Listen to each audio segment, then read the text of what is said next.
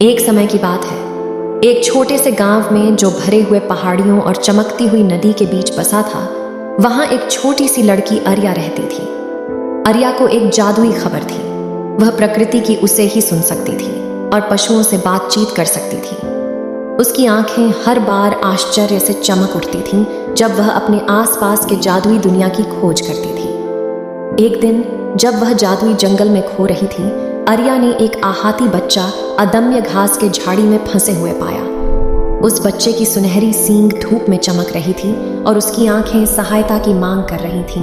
अर्या ने धीरे से उस बच्चे को छोड़ा और उसके चोट का उपचार किया। आभारी होकर उस बच्चे ने खुद को लूना बताया और बताया कि वह इल्डोरिया नामक राज्य के सम्मानित रहस्यमय दुनिया का हिस्सा है, जिसमें केवल पवित्र हृदय वाले लोग पहुंच सकते हैं। नई मित्रता के साथ अर्या और लूना ने इल्डोरिया की यात्रा शुरू की, जो फेरियों, ड्रैगन्स और अन्य प्राकृतिक प्राणियों से भरी थी।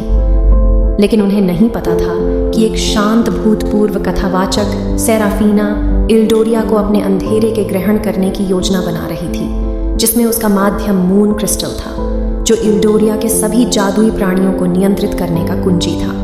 जब अर्या और लूना राज्य की गुहारगाह पहुंचे, सेराफीना ने उन पर दावा कर दिया और अपने अंधेरे के सैन्यों को छोड़ दिया।